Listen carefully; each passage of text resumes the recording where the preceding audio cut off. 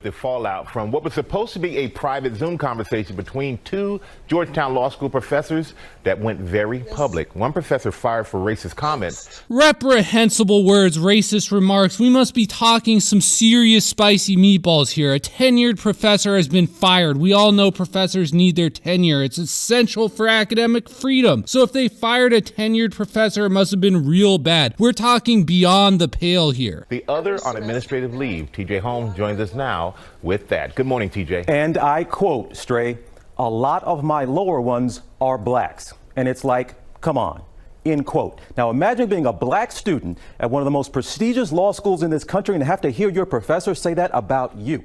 Well, if you're a black student at one of the most prestigious law schools in the country, why would you care? You made it into an unbelievably privileged position in society. Maybe you should have bigger concerns, like the city your law school is in is under martial law right now. Besides, did she actually talk about a specific person? That is what those students heard. That professor now has been fired, but has highlighted a problem long talked about at some of the most prestigious law schools in this country. The fact that black people routinely perform poorly in these schools, I mean, that's the actual problem, right? The racist affirmative action policies are setting black students up to fail at these elite schools. I'm glad that the news media is finally covering this problem.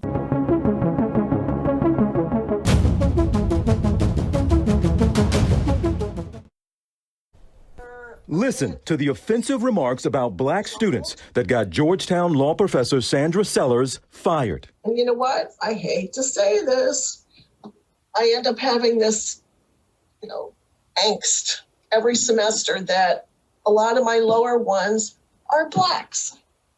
Happens almost every semester. That's it? So a woke professor is upset her poorest performing students are black. How is this comment racist? You said reprehensible words. What did she say that was reprehensible? Was it factually untrue? Of course it wasn't. It shouldn't be a surprise when you lower admission standards for certain racial groups, they end up at the bottom of the class. How is it racist for someone to say, I'm bothered by the fact that blacks perform more poorly? Isn't that what woke people are supposed to care about? Equality? Was the proper thing for her to do to just not care about this? Keep her mouth shut and maintain the status quo? Yet this was considered so beyond the pale that they fired a tenured professor. You gotta be kidding me. So much for academic freedom. If this were a church, I could understand why someone might be excommunicated for wrongthing. You have to respect the authority and doctrine of the church. But firing a professor for saying she feels bad for black students? What's wrong with our country? The video call was between Sellers, who has taught at the school for nearly 20 years, and Professor David Batson, another Georgetown law professor.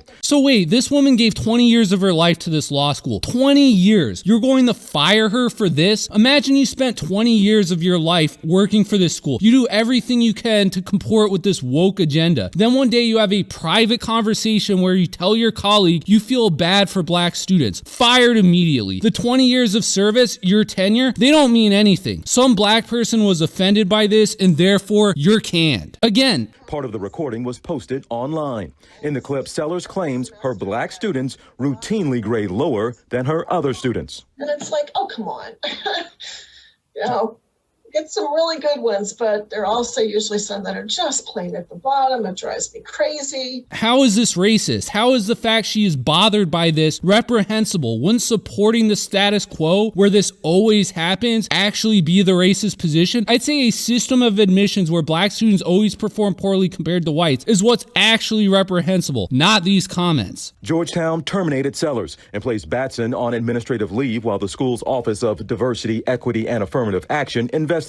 Why are you putting this guy on administrative leave? What are you to investigate? Him saying, What more investigation could possibly be warranted by this? I mean, it's not like you're gonna fire someone who said, Wait, what's this? I've got an update here. Yep, he's officially out for saying, So let's get this straight. Wrong think will get you fired. Also, wrong mumbling is enough to also get you terminated. What's next? Are you gonna fire people for their facial expressions? Saying Batson has been removed from any involvement he has in the course he was discussing with Sellers. The university also says it's taking significant steps to ensure that all students in this class are fairly graded without the input of either professors. Here's the message Georgetown is sending. We don't trust our professors to grade exams. exams. We believe our own law professors are compromised and grade papers based on race. If you get a bad grade, it's probably because of your race. The logic doesn't even make sense. So we have a professor who feels bad that blacks do worse than whites. When grading her exams, wouldn't she be more predisposed then to give black students the benefit of the doubt? For those unfamiliar with law school, here's how classes work. Typically, your entire grade is based off the final exam. You don't do any other coursework besides reading the rest of the semester. The final quizzes you on knowing the holdings of the cases you read throughout the semester. It also evaluates your ability to understand those holdings and to make legal arguments using them. Sometimes you're allowed to use notes in textbooks, sometimes not. I'd imagine grading exams would be mostly based on objective factors. There could be some room for subjectivity though. Georgetown's a pretty high-ranking school. People who go to a school like that, whether they're black or otherwise, take it pretty seriously. Jobs paying close to $200,000 a year are on the line. The grade curve is going to be around 80% of the class gets a B. The low-scoring students are mostly going to be getting C's. Any lower than that would be pretty rare, maybe only a couple students. The dean called the conversation reprehensible and abhorrent,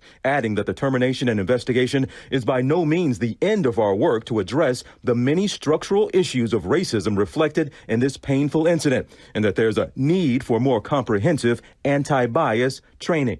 I'm sorry, but you're just not entitled to your own fantasy world. If black students perform poorly at the school, this should be addressed. Someone shouldn't be fired for bringing this up. How is this professor not a whistleblower? If black people were being paid less at a job I worked at, should I get fired if I speak up about it? Watching stuff like this would make me very hesitant to come forward. Also, it's not bad enough that the school fired these professors. It's also actively smearing them, releasing statements to the press calling them racist and reprehensible. It's bad enough you fired this woman after 20 years of service. Also, you terminated this guy for a mumble. But no, you have to also destroy their reputations. I was shocked but not surprised.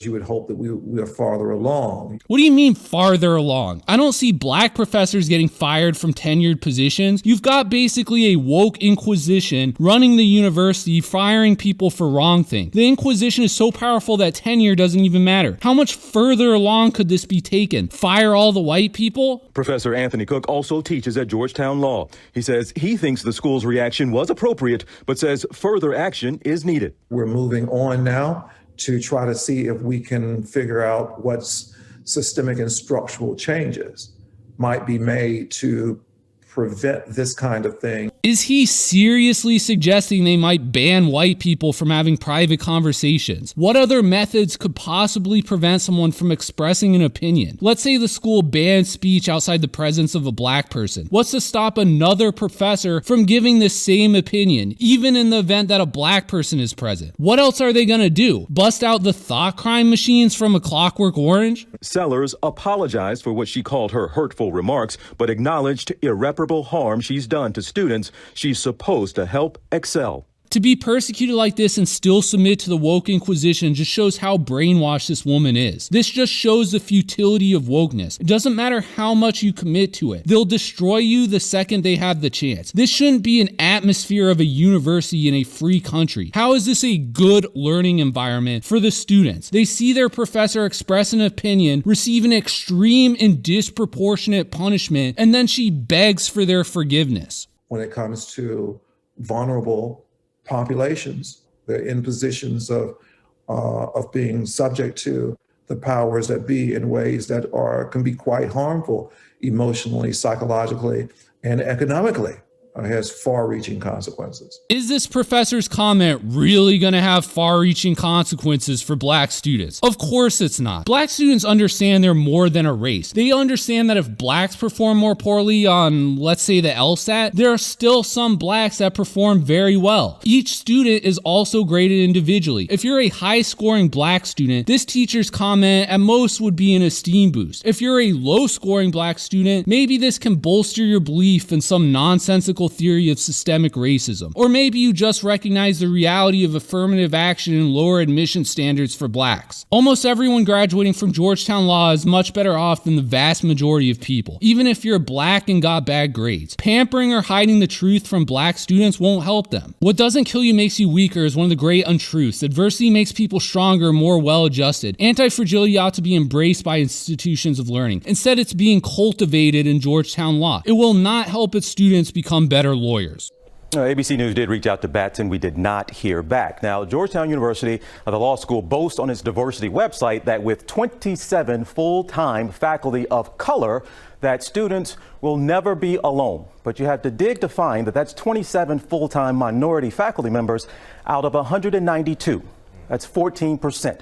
I can't believe I'm even listening to this. This reporter cannot possibly be this stupid. Do you not realize black people are 14% of the US population? If you're acting like that's a problem, I'd question whether you're the one being racist here. That's it. I'm done with this. I'm not watching any more of this garbage. Look, if you want to avoid something like this happening, use the same admission standards for all races. The disparities will disappear. Another option is to be honest with students from the start. If you're admitting a black person below the average admission criteria, let them know. Hello, student, you were below our admission criteria. Nonetheless, for diversity, we want you at our school. Before accepting, please consider the fact that it may be more difficult for you to earn higher grades. If you accept our offer, we have counselors that can work with you to create a study plan to help increase your odds. That sounds like a much more honest and productive way of dealing with the issue. Finally, you could just close all the elite law schools. We got too many law schools and lawyers anyways. Just set a minimum admission criteria that screens out all the students likely to fail the bar. Apply it to all the remaining law schools. Anyways, cancel culture is cancer culture. Georgetown law is a joke. That's all I've got to say on this matter. Please support small YouTube channels like mine by subscribing. Thanks. Also check me out on Gab.